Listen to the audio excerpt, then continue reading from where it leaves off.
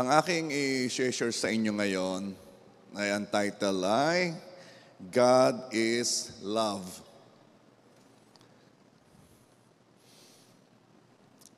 What is love? Ito yung malimit na mga tanong mga high school pat mga ano. Nowadays, we are hearing the words or the praise that says, love is love. Ewan ko kung inyong naririnig yon. So many people are pushing that thought, love is love. Ito pong thinking na ito ay itinataas ang pag-ibig. It exalts love. And it sounds good. Sinasabi po nito na any form of love should be accepted. At kapag hindi mo tinanggap ito, you are considered bad or bigot. Kapag, if you say otherwise, kapag namili ka ng love, you are branded intolerant. At ikaw'y sasabihang ikaw ay hater of people who does not hold the same opinion as yours. Ang problema po dito sa love is love. The problem with love is walang definition ng love. It just define love by itself. Para bang dog is dog. Parang cat is cat. At kapag walang definition ng love, everyone will have his own version of love. At dito na po lumabas ang version na to. Love is love. What exactly is this love that we're talking about? Ano ba tong love na to? Is this the love of a Muslim man in marrying 4 wives? Legal po ito sa Muslim law. It's called polygyny. They are allowed to marry 4 women. Is that our kind of love? Pag hindi mo tinanggap yan, you will be branded as hater. Is this the kind of love of a couple in same-sex marriage?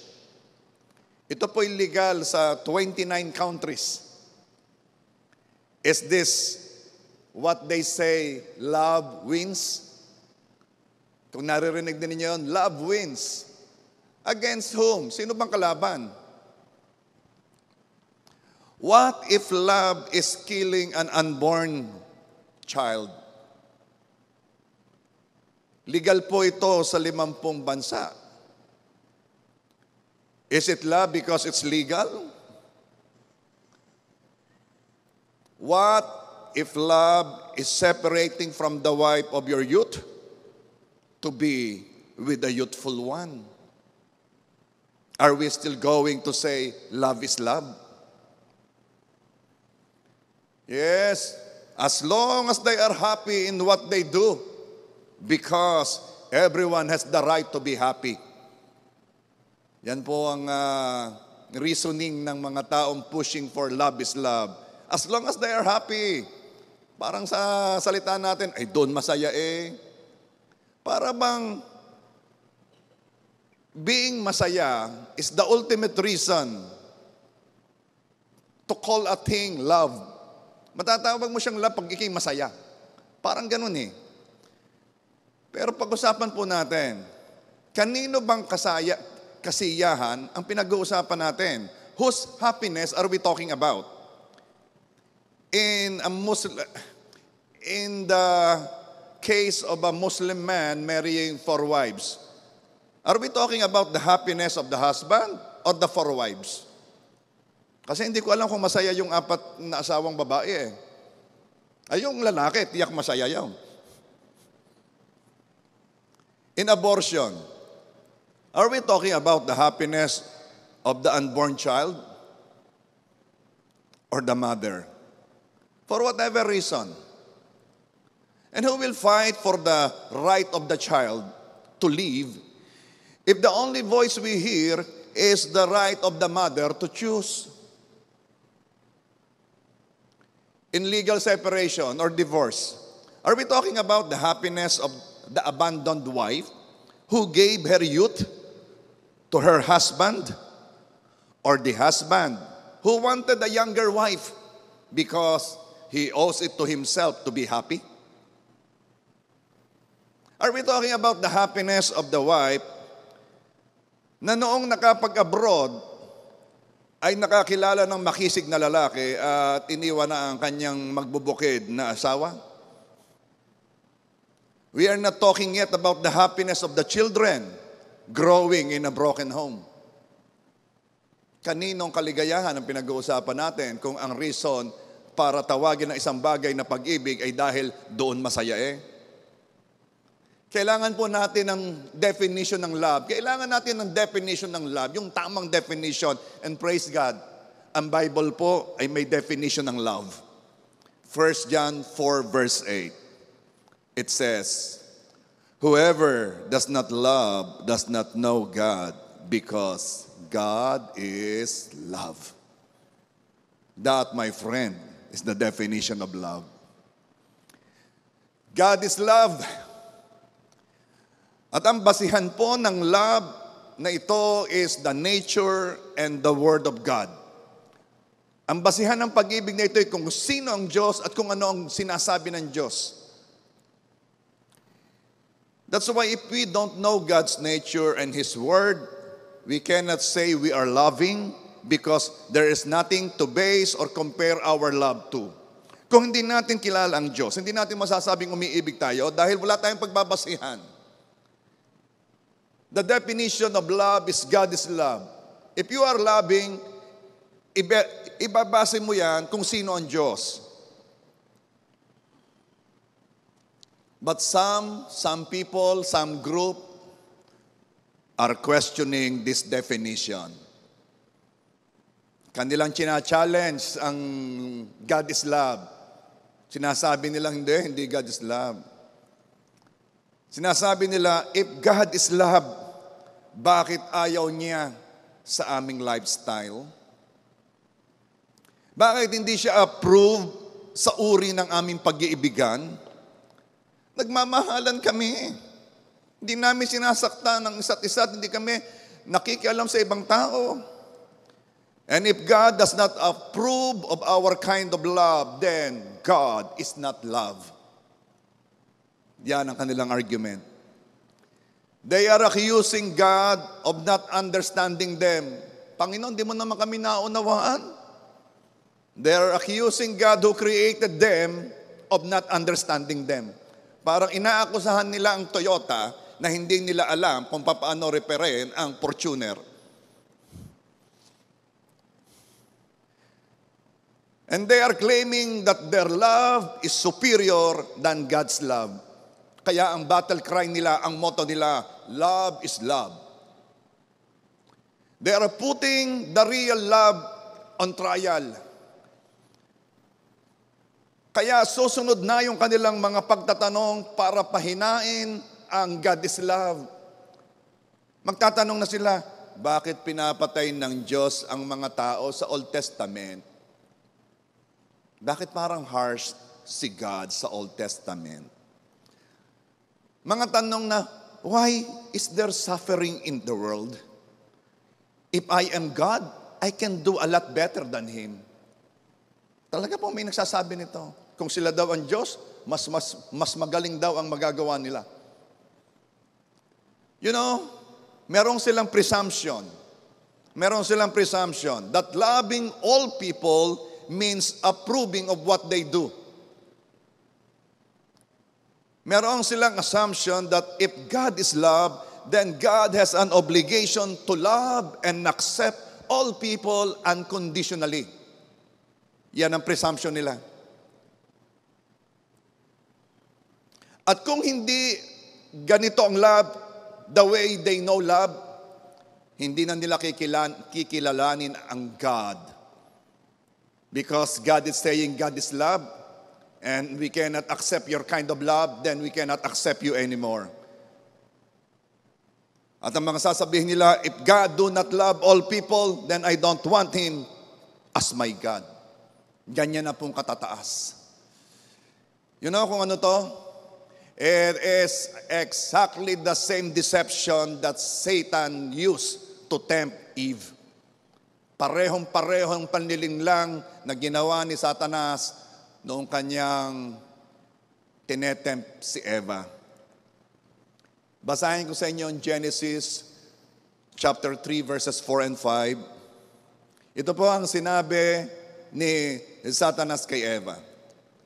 Hindi ka mamamatay pag kinain mo ang bunga. Sa halip ay mabubuksan ng iyong mga mata.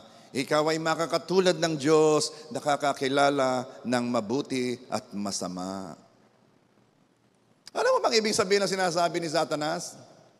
Tinanong kasi ni Satanas Eva, bawal nga bang kumain lahat ng mga bunga dito sa paraiso? Sabi ni Eva, hindi naman, bawal lang itong isang punong ito, bawal kainin, bawal hawakan. Kaya ipinasok na ni Satanas ang kanyang deception. Alam mo ba yung sinabi ni Satanas? Parang ganito yun Eva, may tinatago ang Diyos sa iyo. Hindi iniisip ng Diyos ang kabutihan mo. Fake ang pag-ibig niya sa iyo. Eva, love yourself the way you want love to be. Do it your way, Eva. Alisin mo si God sa picture. Eat the fruit, Eva. At kinain nga ni Eva ang bunga. Love is the present version of taking God out of the picture. Sa mga nagtutulak ng love is love, ito po ang modernong paraan ng pag-alis sa Diyos sa larawan.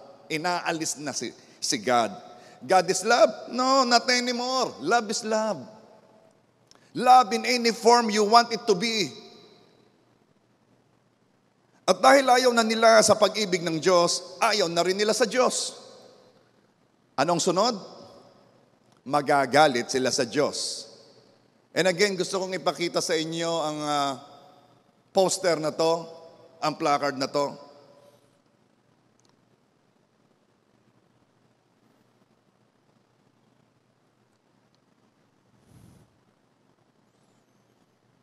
Pumaparada at sinasabi, if Jesus returns, kill Him again. Ito na po ang resulta ng love is love.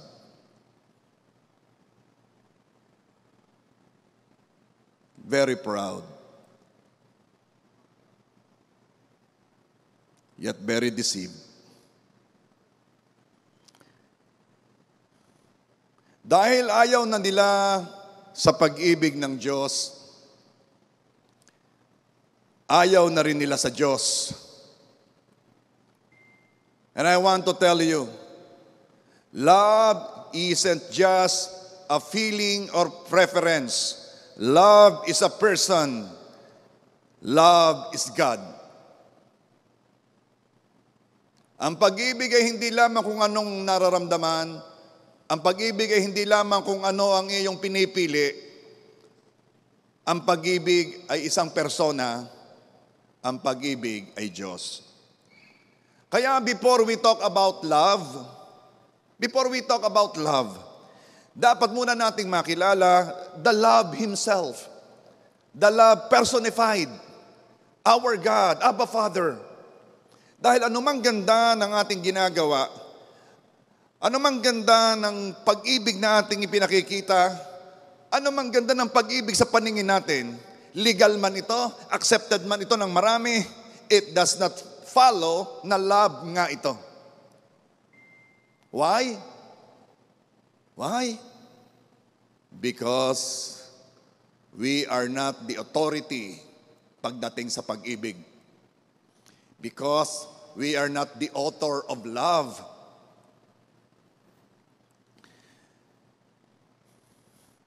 Because love did not originate from us.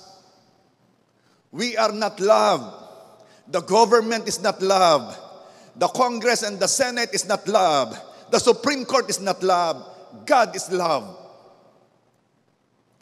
At ito pong pag-ibig na ito ay lampas sa kayang ibigay ng tao. Ang pag-ibig na ito ay lampas sa kayang ibigay ng tao. Sabi po ni Jesus, na ang pinakamataas na maaabot ng pag-ibig ng tao ay mamatay para sa kaibigan. Kaya sabi ng John 15 verse 13, greater love has no one than this, than to lay down one's life for his friends.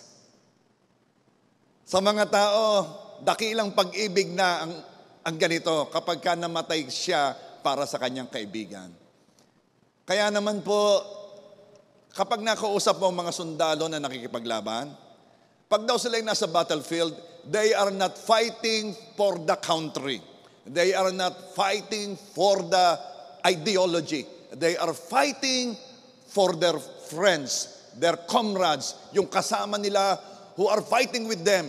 They were fighting because they are seeing their comrades fighting also. At yun daw ang kinukuhanan nila ng lakas. Kapatid, at sila'y willing makipagpatayan, willing sila magsakripisyo because of their friends. At sabi ng John 15:13, greater love has no one than this, than to lay down one's life for his friends.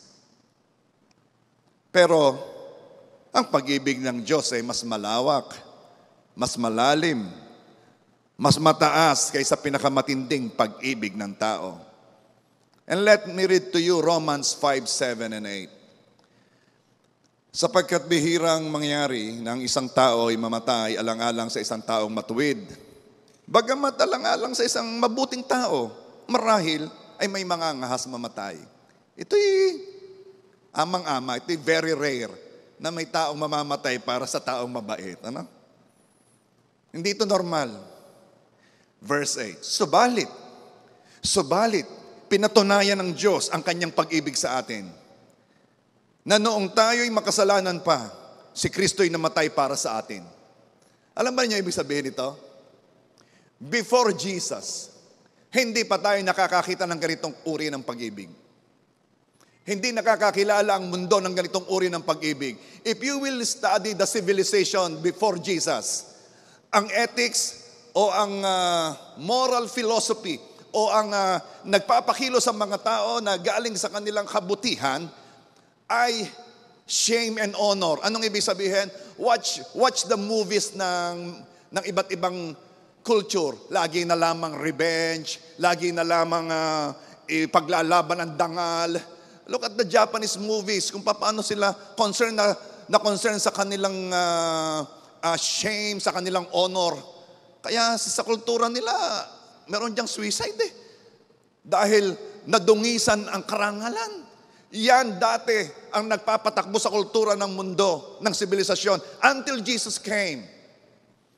At nung si Jesus ay dumating, kanya nang itinuturo ang pag-ibig. Pag-ibig na hindi alam ng mundo. Pag-ibig na hindi nararanasan ng mundo. Pag-ibig na hindi pa nakikita ng mundo. At ano ito? The agape love. The unselfish love. The love that says, I will die not for my friend, I will die for my enemy. That's the kind of love. Mas mataas po ito. Ipinakita sa atin ang pag-ibig ng Diyos sa pamamagitan ng kamatayan ni Jesus para sa makasalanan. Hindi namatay si Jesus para sa kaibigan. Nung namamatay po si Jesus, siya'y sinisigawan, binabato, iniiwan, kinukot siya. Hindi siya namatay para sa kaibigan. Ang kanyang mga kaibigan, iniwan siya. Namatay siya sa mga taong nagsasabing, we hate you. Namatay siya para sa mga taong yon. That, my friend, is the love that came on earth. That is God. God is love. And the love came on earth. Kaya naman po, napakataas nito kaysa pag-ibig ng tao. Ang pag-ibig ng taong isinisigaw, love is love.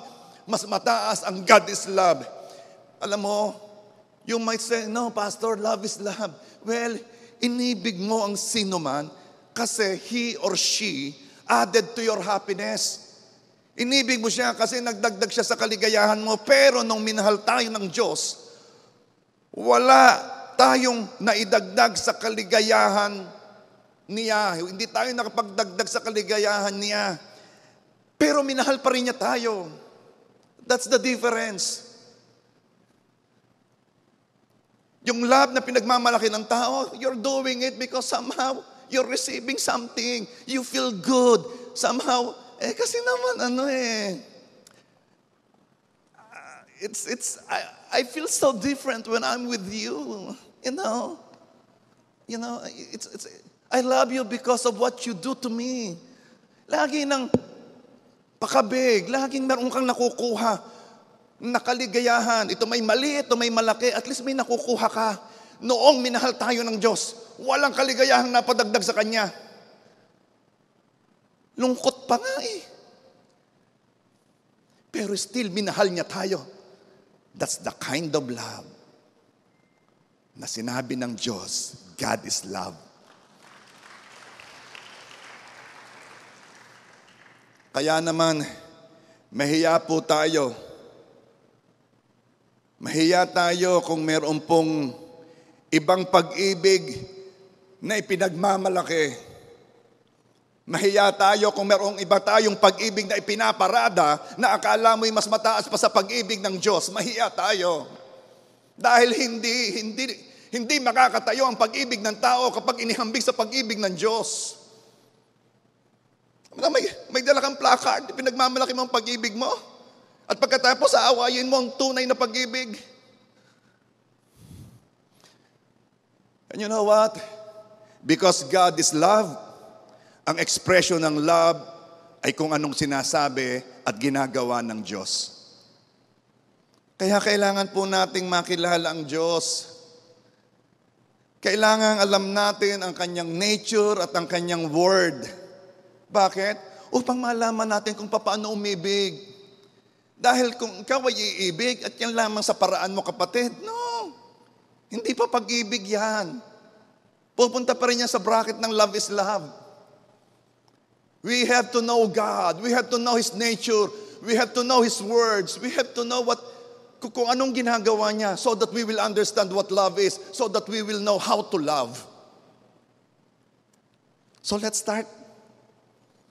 Alam mo, napakahirap, napakatindi pag-usapan ng pag-ibig ng Diyos. It's so vast, napakalalim, napakalawak, napakataas. Ewan ko kung magagrasp natin, pero somehow, ang ating humble trial, ang ating pagtatry na ma-describe ang pag-ibig na to. Let's try. Ang pag-ibig ay nakikialam. Ano ba ang kabaliktaran ng pag-ibig? Laging sinasabi, hatred. Yung bang instead of, I love you, ang sinasabi ng iba, I hate you. No? That's not the opposite of love. I think nasabi ko nito nung long time ago, pero I want to repeat it. There was a case in Massachusetts in 1920s. Meron pong nalunod at nakita nung mga tao yung nalulunod kasi may tao doong nagsasunbathing. Alam niyo yung sunbathing, ano? Naliligo ng walang tubig.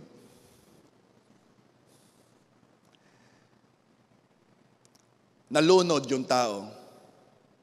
Hinabla ng mga kamag-anak yung nandoon lamang sa buhangin at pinapanood na nalulunod yung tao. Inihabla ng mga kamag-anak. Pero natalo yung naghabla kasi ang sabi ng batas, wala daw legal responsibility na sagipin noong nagsasunbathing yung taong nalulunod. Wala siyang legal na responsibilidad. Ang legal right lang niya ay pakialaman ang kanyang buhay. Patuloy na mag-sunbathing habang may nalulunod, mabingi sa pangangailangan ng iba. Yes, legal po na wag makialam. But even its legality will not make it right. Kaya dito po papasok noong ang Diyos ay nagsalita kay Cain matapos patayin ni Cain si Abel, ang kanyang kapatid. Ang sabi ng Diyos, Cain, nasaan si Abel? At ang sabi ni Cain, why? Am I my brother's keeper? Ako bang mag-aalaga sa kapatid ko?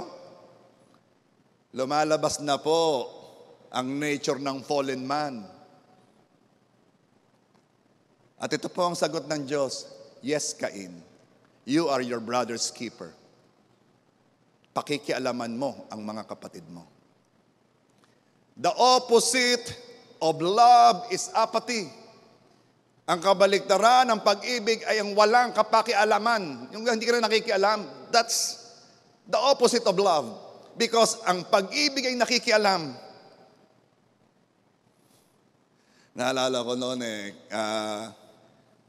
yung aking anak ay may mga dalang bakuna at ang sabi ay babakunahan daw kami ng flu shot. Bang bakuna laban sa flu. Ano ka Tagalog sa flu? Yung lumipad, ano? Flu. Okay.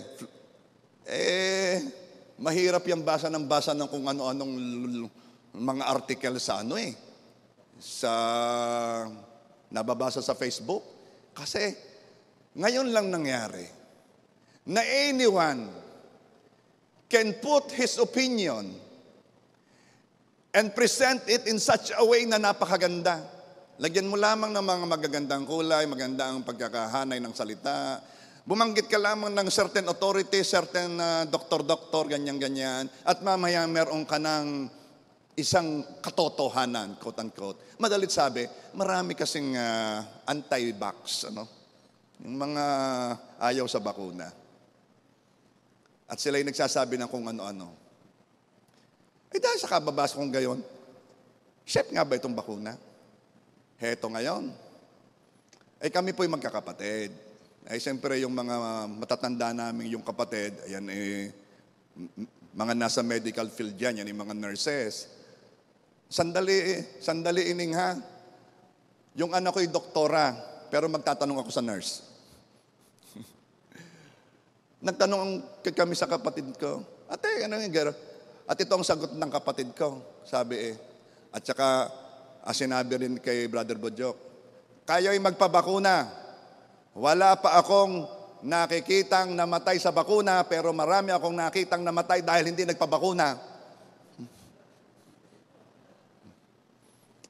Alam mo ba kung anong ginagawa ng kapatid naming matanda? Nakikialam. Dahil ang pag-ibig ay nakikialam. Ito po ang hindi pag-ibig. Magtatanong ka sa akin kung magpapabakuna, alay, bahala ka. Madamay pa ako diyan kung anong nangyari diyan. Bahala ka, ikaw na magpisa diyan. Ba't ako isasama mo diyan? Bahala ka. Yan ang opposite ng love. Kung nagtataka ka kung bakit pinapakialaman ng Diyos ang inaakala mong kaligayahan, it is because ang pag-ibig ay nakikialam.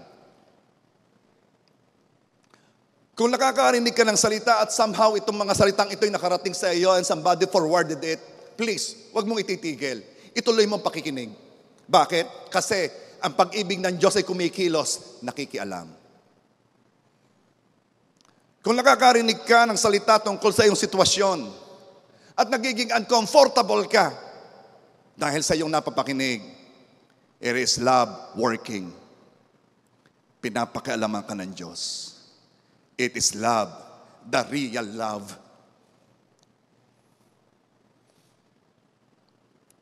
If somebody will gently remind you of what God says,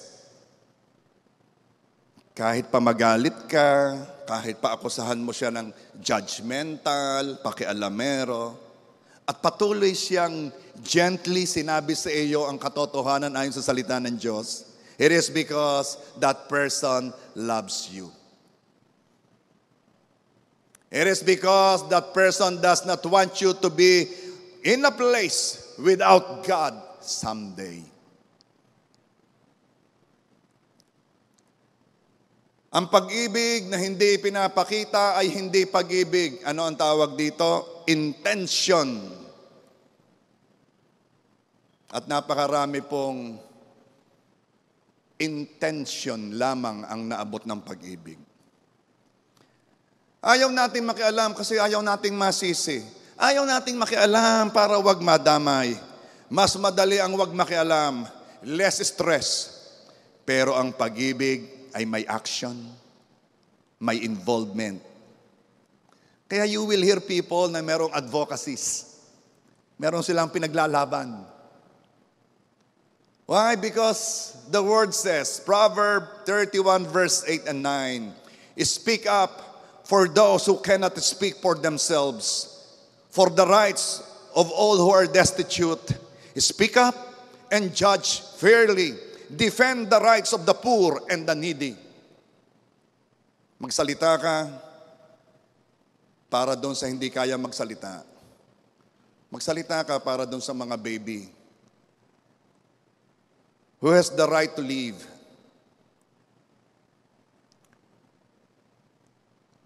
Pero mas maingay ang boses ng mother who is fighting for his or her right to choose. Who will speak up for the babies? Sino magsasalita para sa kanila? Walang kalaban-laban. Speak up for those who cannot speak for themselves. Speak up for those na nasa laylayan ng lipunan, the marginalized society. Speak up for those na hindi nabigyan ng amelioration.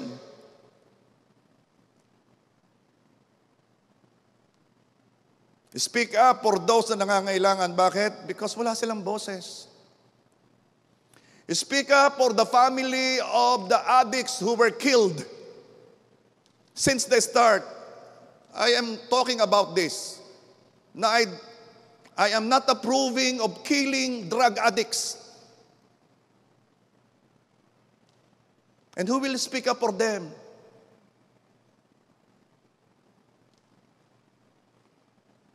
Ang pag-ibig ay may action. Speak up and judge fairly. Defend the rights of the poor and the needy. Kung ang Diyos ay walang pakialam, lahat tayo nasa impyerno.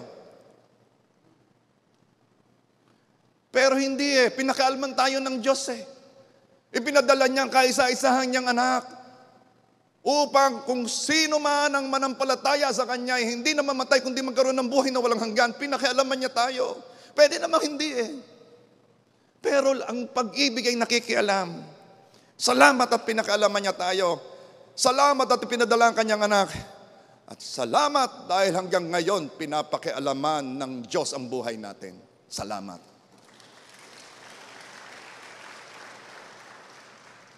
Salamat at pinakialaman niya ang buhay ko nung ako ay panahong malayong-malayo sa Kanya.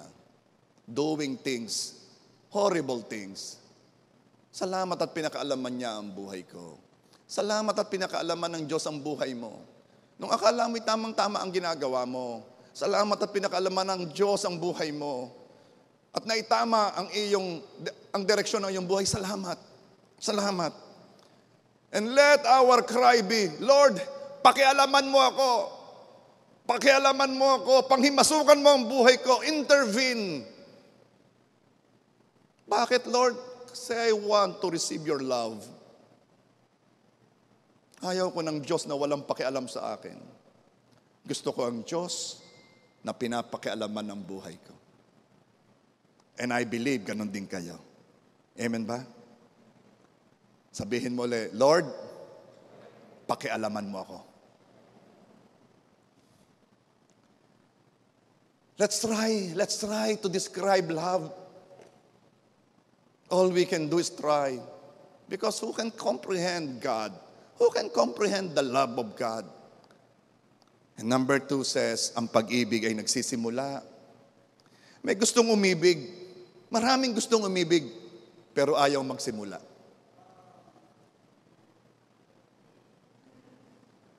Takot. And I am not talking about you somebody there at the back. I'm not talking about you. Pero nagre-respond naman. Ano ibig sabihin? Gawan mo ng mabuti, At nagbabalik naman. Nagbabalik din kabutihan. Ang problema lang, hindi siya magsisimula. Hindi ganon ang pag-ibig. Ang pag-ibig ay nangunguna, nagsisimula, nag-i-initiate.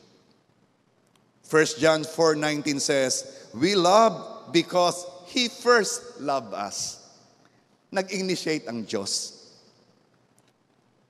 Ang pag-ibig ay nagsisimula. Ikaw na mahiyain di yan, napakamahiyain mo naman eh. Ay ano ka namang mabati mo iyan? Kung hindi ka naman makaimik ng toong matagal kasi I am medyo nire-recommenda kong wag munang magkwentuhan. Kawayan mo man lang. Kawayan mo, mag-thumbs up ka man lang. There's so many ways para ma-initiate ang love. Huwag kang kaganyan. Bad yun, ha? Thumbs up. Hi, hello. Ang pag-ibig ay inaabot ang iba. Kino-comfort. Ini-encourage. Bine-bless. Alam mo, maraming dapat pakitaan ng pag-ibig. Pero magsimula ka man lamang doon sa mga dinala ni Lord sa'yo. Magsimula ka man lamang sa kasama mo sa bahay. Magsimula ka man lamang sa mga ka-chat group mo. Magsimula ka man lamang doon sa iyong kasama sa church. Gusto mo agad ibigin ang mga taga-Somalia, taga-Zimbabwe. Samantalang itong mga ibinigay ng Diyos sa iyo, hindi mo pa magawang ibigin. Start with the people God gave to you. Paano, Pastor? Paano pag ako'y nagsimula, pero hindi naman niya ibinalik? Paano pag ako'y nag-initiate ng love, tapos hindi naman niya binalik yung pag-ibig na yon? Alam mo ba ang tawag doon? Unreturned love. Well, valid ang question mo, valid. Pwedeng mangyari. Bakit? Kasi nangyari kay Jesus eh. Binayaran niya ang kasalanan ng lahat, pero hindi lahat ibinalik ang pag-ibig na iyon kay Jesus. Pwedeng mangyari. Pero ang umiibig ay vulnerable. Talagang inilalagay niya ang kanyang sarili na pwede siyang ma-reject. Talagang ganun ang pag-ibig eh. Kasi kung ang iibigin mo lamang, yung siguradong iibigin ka rin, hindi ka umiibig. Ano ka? Ikay sigurista.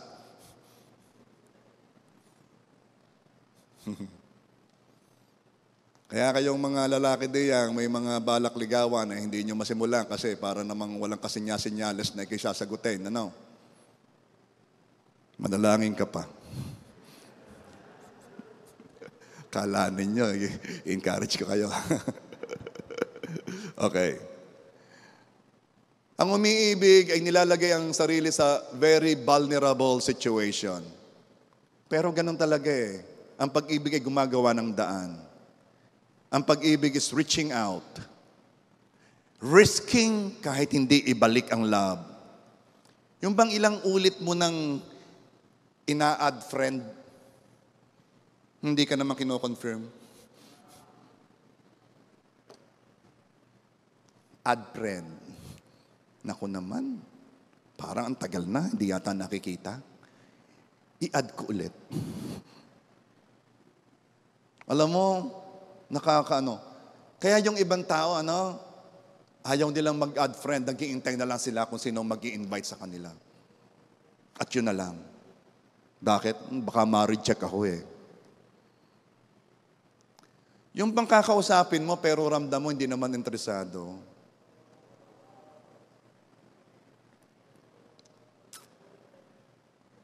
Pero listen to this, Hindi man nila ibalik ang pag-ibig mo, don't forget, ang pag-ibig na ginagawa mo ay para sa Diyos muna bago maging para sa iba. You are loving because it is the nature of God working in you. It is love, the real love, nag-i-initiate. At ginagawa mo yon dahil nasa iyo si Lord. You're doing it for God bago maging para sa Kanya. So what kung hindi niya ibalik? You are in good company. Dahil ang dami rin hindi nagbalik ng love kay Jesus. Pero hindi ito nakapigil kay Jesus para mag-initiate ng love. Magsimula ng love. Amen? Come on. Palakpakan mo ang God who is love. Pero sa totoo lang, there is no such thing as unreturned love. Walang unreturned love. Hindi po, iniibig ko, hindi naman ibinalik eh. No. Diyos ang magbabalik kasi ginawa mo yon para sa Kanya. Diyos ang magbabalik. Hindi man nila ibalik ang pag-ibig mo, hindi naman ibalik sa iyo ang intention mo. Ang intention mo ay umibig. Hindi ang intention mo ibalik niya yung pag-ibig mo. Are you there? Ito kasi ang problema natin eh. Umiibig tayo para ibigin tayo eh. Hindi. Umiibig tayo dahil umiibig tayo. Because God is love. Nature din natin yon. Are you there? Kaya simula ngayon, wag ka nang matatakot mag-initiate. Wag ka nang matatakot mag-initiate ng friendship. Wag ka nang matatakot na ikaw ang unang mag-hi, mag-hello. Kahit pa dumiretso siya, hi, hello, hello, hello. At pag dumiretso pa rin, unawain mo na lamang, malalim ang iniisip noon.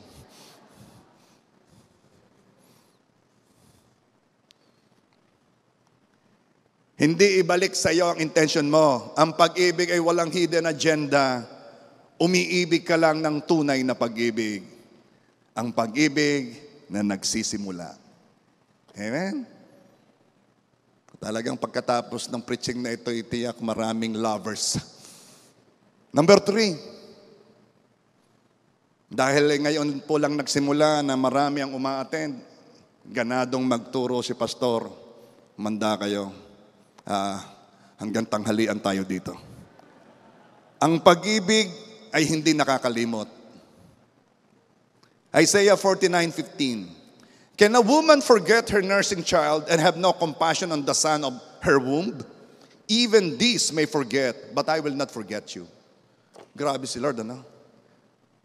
Yan bang ina? Malilimutan ba niya ng kanyang anak? Malilimutan ng ina, pero ako, di ko kayo malilimutan. Gumamit si Lord ng isang ilustrasyon ng napakahirap mangyari. Daw may nangyayari, pero napakahirap. At sinabi niya, makalimot man ng ina, ako hindi. Sa tao, kung malimutan mo ako, limot na rin kita. Kay Lord, makalimot man ang iba, ako hindi. Hindi ka malilimutan ng Diyos. Alam ng Diyos na may hinihingi ka at di niya yon nalilimutan. Those who are you in your houses, nasa live stream, alam ng Diyos na may hiningi ka. Kung hindi mo pa natatanggap, it doesn't mean nalimutan niya. Hindi nalilimutan ng Diyos yan. Dahil sa totoo, bago mo pahingin, alam na niya. Itong sabi ng Matthew 6 verse 8, your Father knows what you need before you ask Him. Kaya sa sunod na verse, kahit alam na ng Diyos, inutusan kang manalangin. Bakit? Because it is His way para maibigay sa iyo ang hinihingi mo. Kailangan mong hingin. Kailangan mo ipag-pray. Doon po sa nakapanood ng message, alam ko na itong mga past Sundays, kayo ay nasa inyong bahay at kayo nanonood na lang sa live stream. Nanonood kayo sa Facebook o sa YouTube. Sa nakapanood ng message na One Desire, which naituro last Sunday. At ikaw ay nanalangin na makita mo ang Diyos na pinakamaganda sa lahat. Huwag kang makakalimot that God heard your prayer and God will reveal Himself to you as the most beautiful para i-desire mo.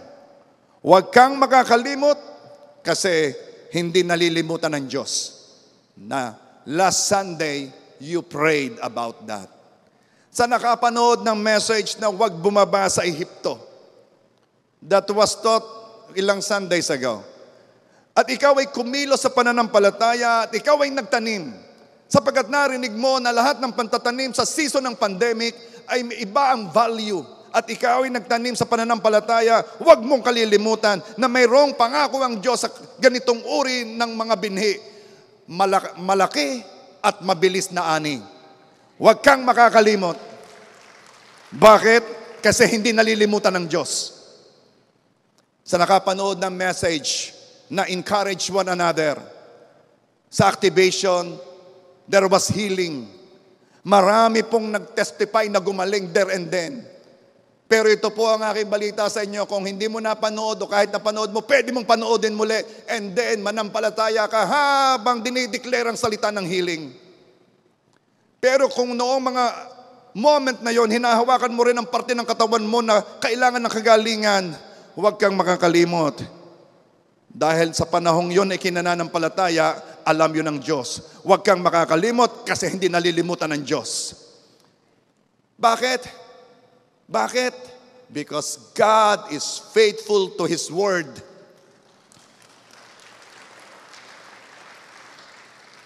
Just, I think yesterday o 2 days ago isang kapatiran natin na nasa Hong Kong ay nag-message, humihingi siya ng prayer. So pinag-pray ko sa messenger, nandoon siya sa video at nandoon ako. Actually, kami ni Pastora Melody. Ipinag-pray ko siya ng healing at nag-declare naman si Melody, si Pastora Melody. Kasi masakit daw ang kanyang hita at ang kanyang binte for 2 weeks. Ay, umiiyak na Sabi ko, sige, meron akong word sa aking puso Meron akong word sa aking, ano yon? Buhay sa akin yung salita na, yun bang hedge of protection to those who are putting themselves under authority. There is a hedge of protection sa mga taong inilalagay ang kanilang sarili sa ilalim ng spiritual authority ibinigay ng Diyos sa kanila. And here's our sister putting herself under authority. Pastor, magpapapray po ako sa inyo kasi po ganito po, ganyan. Oh, Pastor. At nung nakita niya kami sa messenger, tuwang-tuwa siya, ramdam na ramdam mo ang pagkagiliw niya. And then ang sige, pagpe-pray kita. And sabi ko, because you're putting yourself under God's authority, you're putting yourself under spiritual authority, now I'm declaring healing. At aking inaalis ang nagkokos ng pananakit, ng hita at ng binte, in Jesus' name. Alam mo, sabi niya afterwards, Pastor, ramdam ko may lumabas na lamig sa talampakan. O tapos, wala na pong sakit. Di na pong masakit ang hita at binte na for 2 weeks ay masakit. Sabi ko, sure ko yun Sure kong gagaling ka. Bakit? Because God is faithful to His word. Sa mga senior at mga 60 pataas na nanonood sa live stream na hindi makapunta dito sa church, at mga bata na 19 below yata, hindi ka nalilimutan ni Lord, ha? Mahal ka lang ni Lord, pero hindi ka nalilimutan ni Lord. Okay? So number 4, tatapusin ko na dito. Number 4. Ang pag-ibig ay nagnanasa ng the best para sa iniibig mo. Hindi mo mahal ang gusto mo lang gamitin. Na pag hindi na siya napapakinabangan, ay wala na. Nung minahal tayo ng Diyos, hindi naman niya tayo minahal kasi gusto niya ng mga maglilingkod sa Kanya Wala naman siyang vested interest Mamahalin kita kasi nakikita ko, ikaw yung magpapastor No, wala ganun Mahal kita kasi, mahal kita God is love Nature ko yun Di mo mahal ang iyong pinipilit, hindi mo mahal ang iyong pinupuwersa. Hindi mo mahal ang iyong minamanipulate. Bakit? Si God ay napaka-gentle. Re-respetuhin niya ang pasya mo. Iingatan niya ang iyong will. Hindi niya yun babaliin. Ganon siya ka-gentle. Hindi niya ginagawang weapon ang withholding love. Yung bang, ikaw naman ay napaka-bad, di na kita mamahalin. Hindi niya ginagawa yung weapon para i-control o i-manipulate ang sino man because hindi yung gawain ng mga taong umiibig. Pinagpapala pa rin nga kahit sumasablay na Di mo mahal ang iyong sinusukuan. Ang pag-ibig ng Diyos ay hindi sumusuko kahit ilang beses tayong nagkasala sa Kanya. Suko na ako kasi I gave my best eh. Kung ganito lang ang pag-ibig, baka wala nang mag-asawang magkasama ngayon. Bakit? Somehow, there was a time na that spouse said, "Hay nako, suko na ako." Kung yan lamang ang pag-ibig mo, hindi magtatagal. At saka, kung talaga ibinigay mo ang best mo, this is my question, ikaw ba nagpapako sa krus?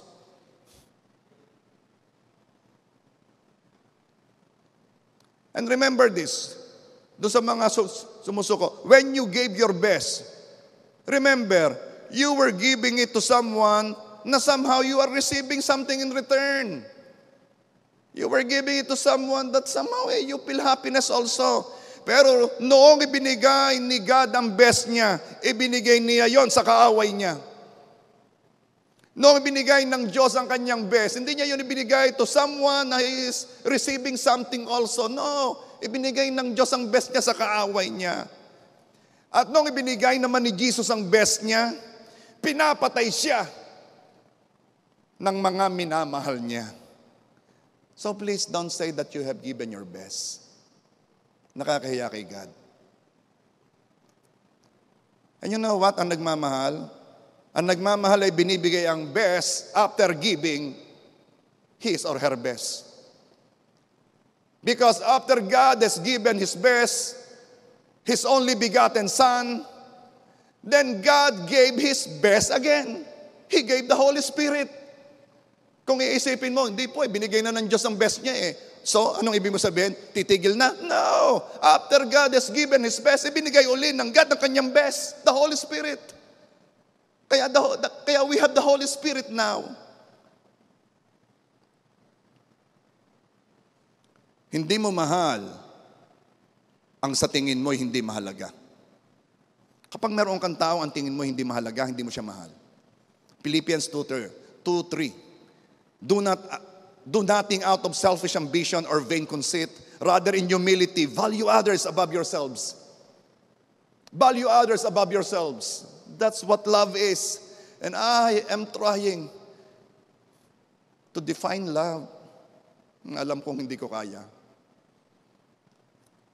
Hindi mo mahal ang pinagchichismisan mo. Ang pag-ibig ay nagtatakip. Hindi nagchichismis. Hindi nito ine-expose ang iba.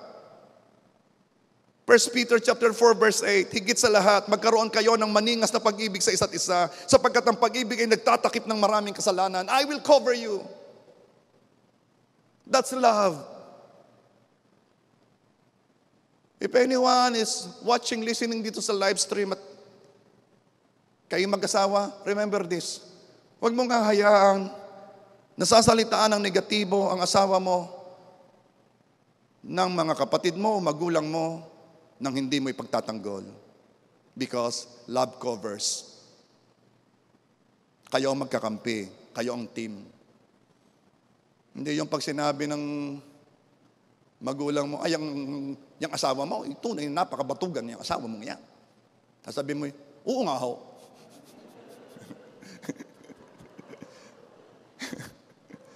Love covers. Hindi po, naghihintay lang po yan ng opportunity, yung bagay sa kanyang skill. Pastor, I know you are trying to define love, pero your crude trials, ang iyong pagtatry, oo nga, nagtatry ka lang, pero sa mga sinabi mo, kahirap nang gawin. Kahirap gawin. Kasi sinasabi mo si Jesus, Diyos siya, ako tao lang eh. I heard that. Narinig ko na yan. Ba't palagi mo ikinocompare sa akin si Jesus? Siya Diyos, ako'y tao. Listen to this. Romans 5 verse 5. At hindi tayo binibigo ng pag-asa sapagkat ang pag-ibig ng Diyos ay ibinuho sa ating espiritu na ibinigay sa atin. The love of God ay ipinur out sa atin through the Holy Spirit. Meaning, we have the potential to love like God. Pwede tayong umibig katulad ng Diyos because ang love na yan ay inilagay sa atin. Noong wala kang Jesus, yes. Hindi, pero tinanggap mo ang pag-ibig, tinanggap mo ang Diyos, and God is love, kaya have the potential to love like God. And in closing, ang pag-ibig ay bumabago ng buhay.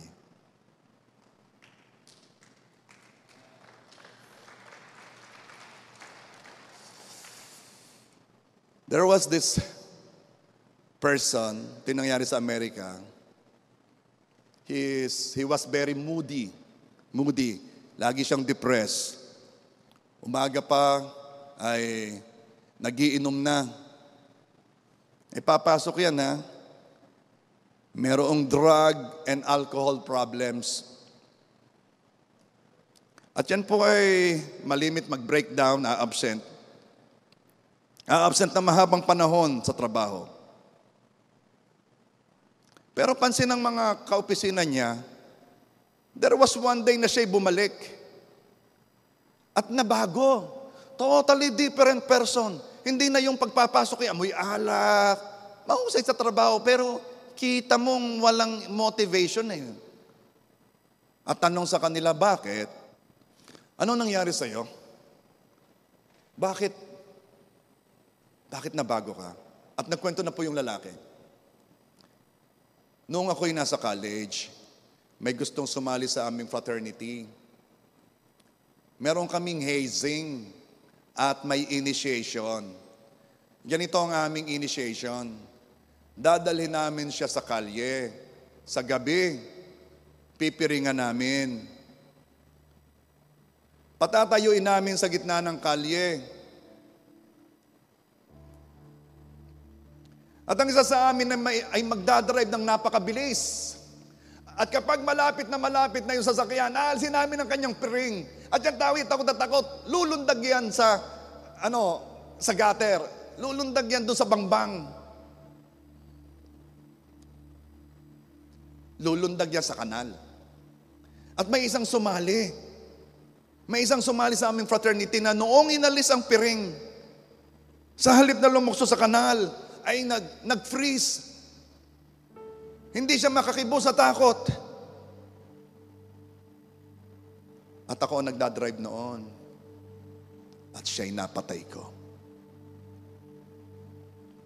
Nabilanggo ako. At ang buhay ko'y naging patapon sa simula noon. Hindi maalis sa isip ko ang mukha niyang takot na takot. Araw at gabi ako'y matutulog, mukha niyang nakikita ko. Ako'y nananaginip, mukha niyang nakikita ko, takot na takot.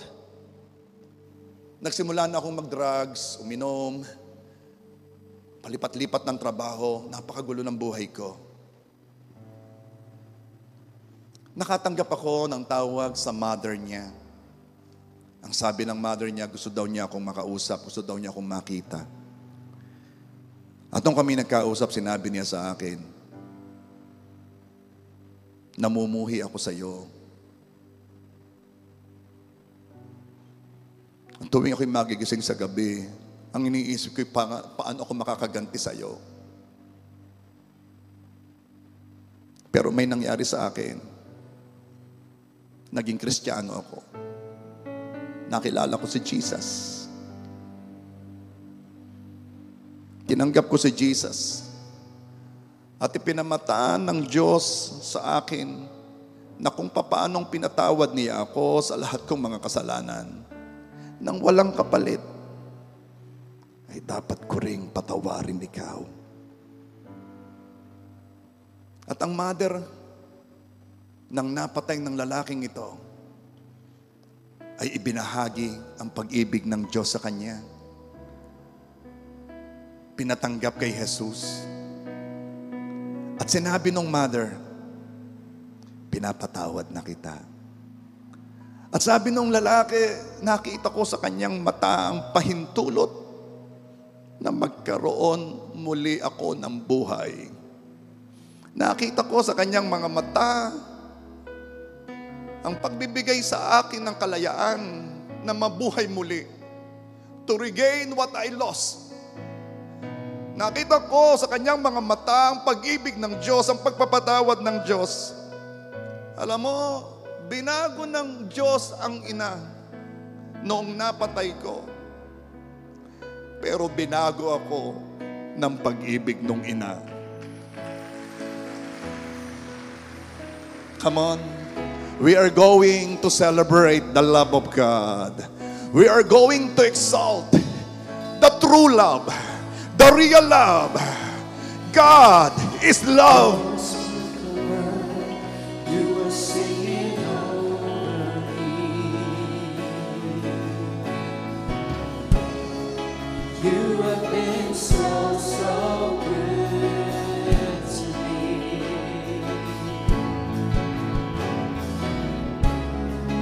For a drink of breath, you breathe your life in me.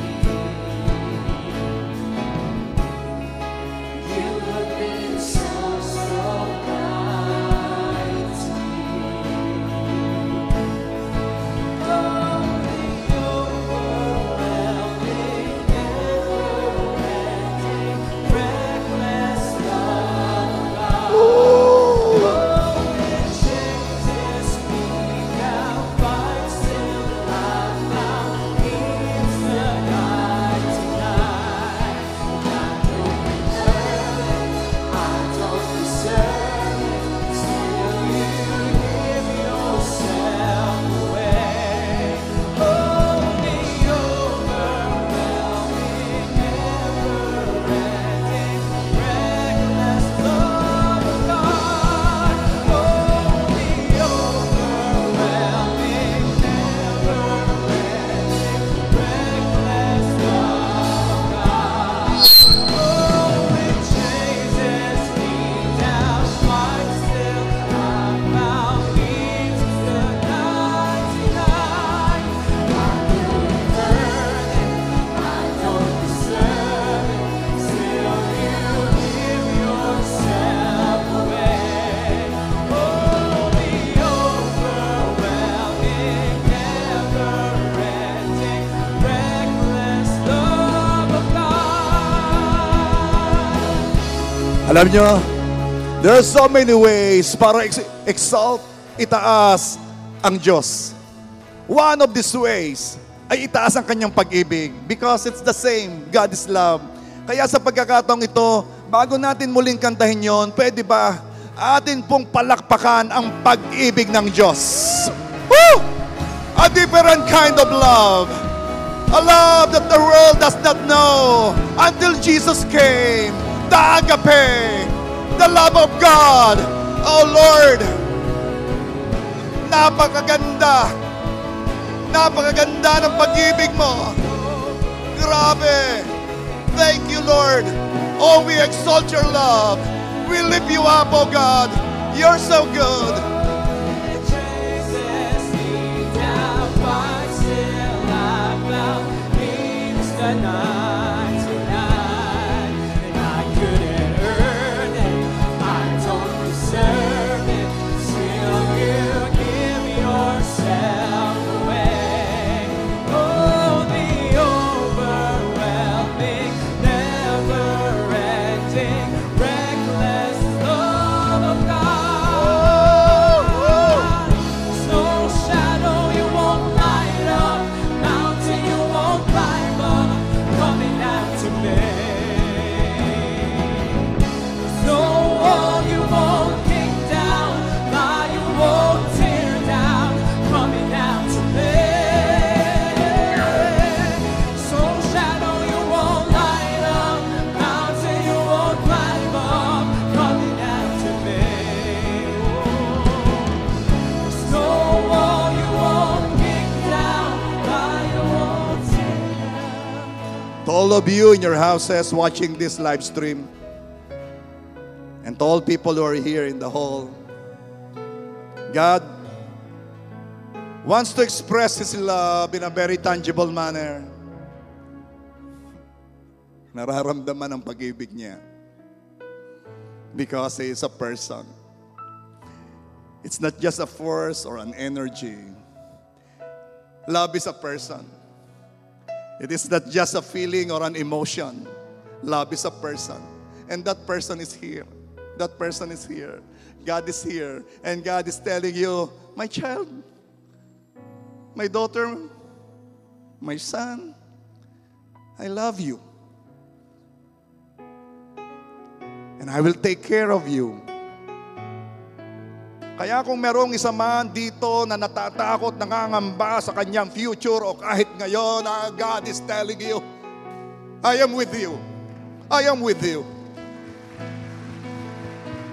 Kung meron man dito na napakatindi ng iyong suliranin, ng iyong problema, ang sabi ng Diyos, anak, pakikialaman kita. I will intervene. Panghihimasukan ko ang sitwasyong iyan. Don't you worry, I am there. I will never leave you. Kakampi kita. We are a team. And if somebody here in the hall, or even in your house, na nagsasabi, oh, wala nang pag-asa. Dumating ka sa puntos na gustong-gusto ng Diyos ipakita ang kanyang kaluwalhatian. That is the point where God will show Himself powerful in your life because He is love and He loves you. He is love and He loves you. And loves is yun the action. Ang pag-ibig ay may ginagawa. Ang pag-ibig ay hindi intention lang. Kaya humanda ka, mararanasan mo, mararamdaman mo, makikita mo ang pag-ibig ng Diyos. Bakit? Because He is real. He is totoo. Siyang tunay. So right now, come on, let's celebrate, let's exalt, let's declare. Shadow you won't light up, mountain you won't climb up, coming after me. Snow wall you won't kick down, lie you won't tear down, coming after me. Snow shadow you won't light up, mountain you won't climb up, coming after me. Snow wall you won't kick down, lie you won't tear down, coming after me. Oh, the overwhelming, never-ending, reckless love of God. Oh, it chases me down, fights it out, my fears are not denied. I couldn't earn it, I don't deserve it, till you give yourself away. Oh, the overwhelming, never-ending, reckless love. Nakaranas ka ng rejection? May inibig ka at hindi binalik?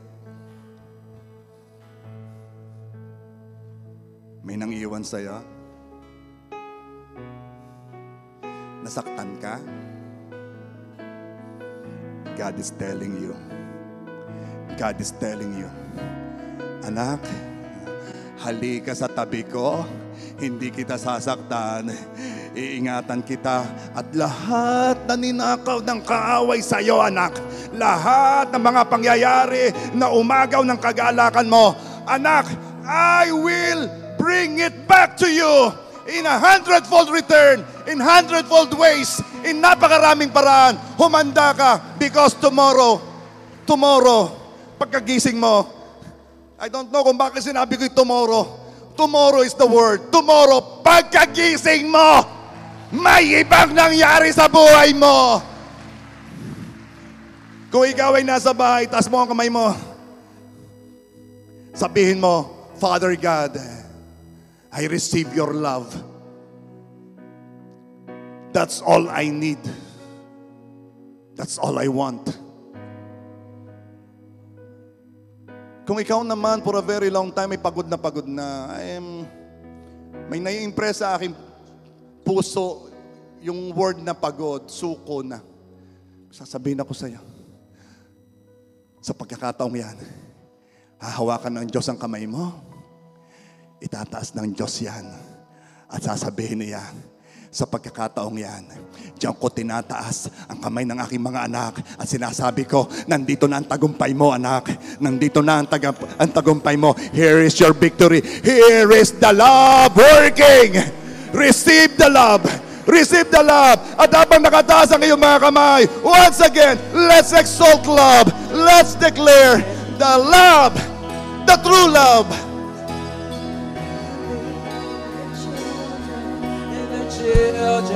And their children make His favor Woo! on you and 1,000 generations and your family and your children and their children and their children make His presence go before you and behind you and beside you, all around you and within you.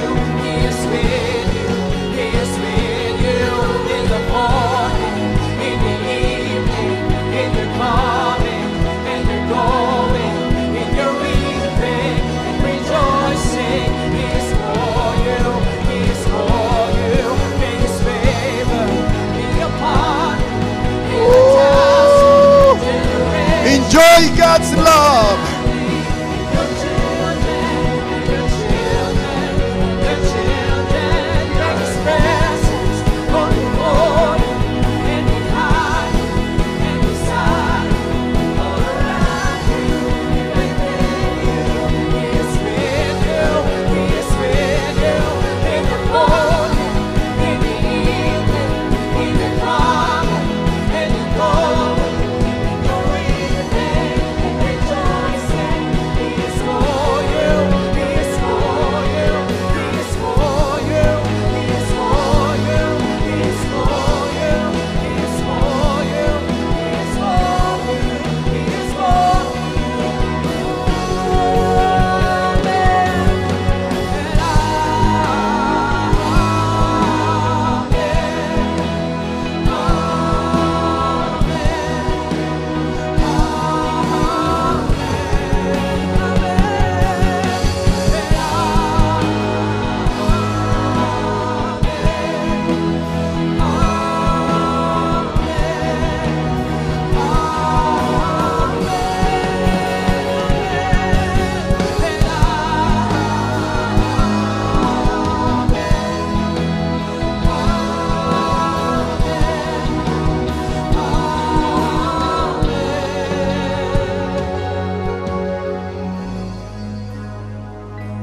Say please, I am love. I am secured in the love of God. I am protected in the love of God. Mahal ako ng Diyos. Ito ang kalakasan ko. Mahal ako ng Diyos. At sabihin mo rin, mahal ako ng pamilya ko. Mahal ako ng kaibigan ko. I am full of love. At mahal ko rin ang mga kaibigan ko. Mahal ko rin ang pamilya ko. Mahal ko ang mga taong dinala ng Diyos sa akin. Amen ba? Lalabas ang pag-ibig na yan. Oh, God bless you. God bless you.